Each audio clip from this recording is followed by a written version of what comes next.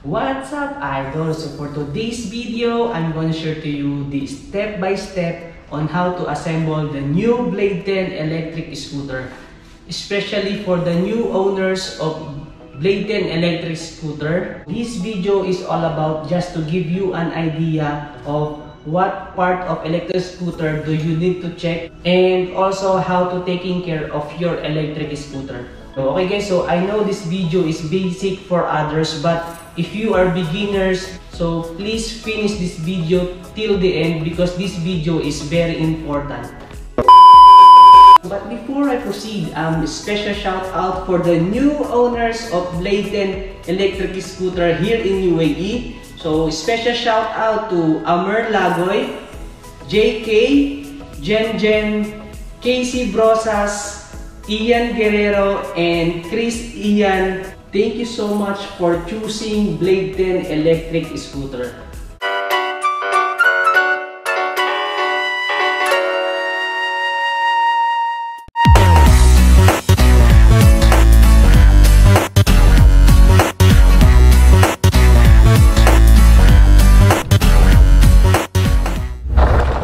If you are new in this channel, please subscribe and hit the bell button for you to be updated for my upcoming videos. First step that you need to do is we need to assemble this stand to this bracket. Step that you need to do is insert here. This is the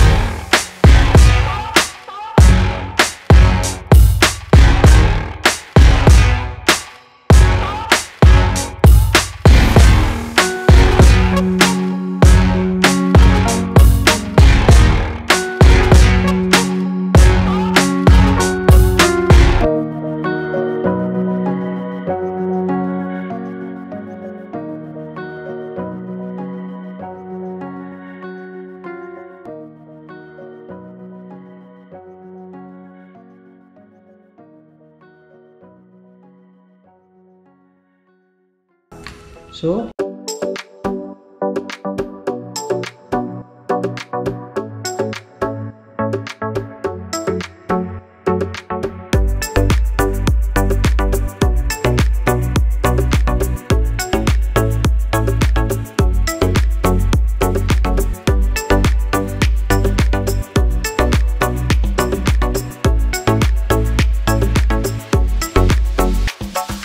all I want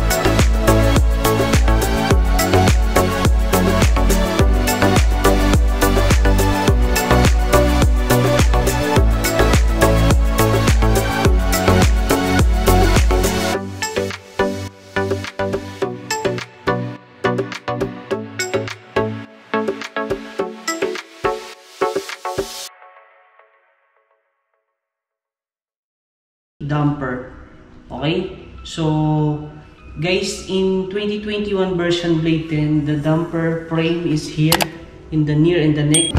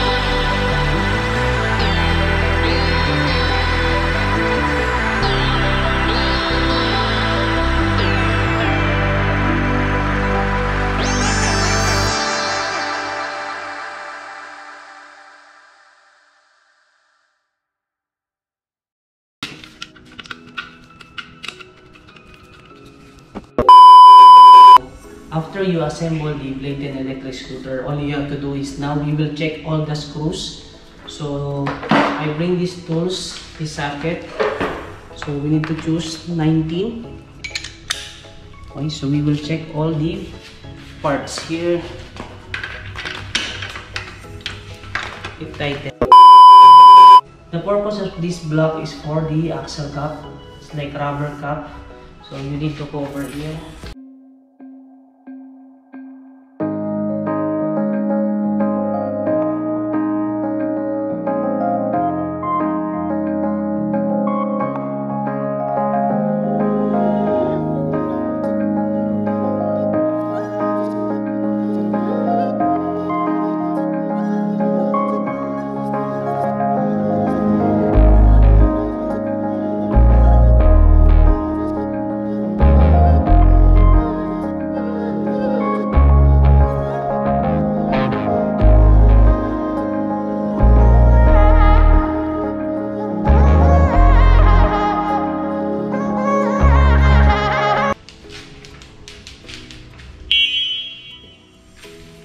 So everything is working now.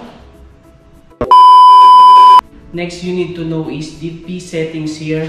So you need to know the pre-program settings of your Blade 10 electric scooter. So later on I will make separate video for pre-program the proper numbers of the MAU LCD of Blade 10 electric scooter. Let's proceed to don'ts. Okay, so number 1 is do not ride your electric scooter under the rain. So Blade 10 is only IP54, so this scooter is not waterproof. So this is limited dust and grease only. So but we are lucky here in UAE, there is no rain, so nothing to worry. Next is do not park your electric scooter under the sun because it weakening the performance of the battery of your electric scooter. Number 3, do not drain the battery of your electric scooter. Okay guys, so the battery cut-off of Blade 10 is 49 volts and the full charge is 67.2. Number 4, do not charge your electric scooter after you use. You need to wait at least 10 to 15 minutes, take rest your electric scooter and then charge. And also the same, do not use your electric scooter after you charge. You need to take rest at least 10 to 15 minutes also before you use the electric scooter. And number 5 is don't forget to wear helmet, reflector vest, and proper gear for your safety. Okay guys, so always remember when you are choosing a helmet, choose DOT and ECE approved for your safety. And that's all for today. So I hope you like my video. So if you like my video, please subscribe and hit the bell button for you to be updated for my upcoming videos. And that's all for today. And this is James signing out.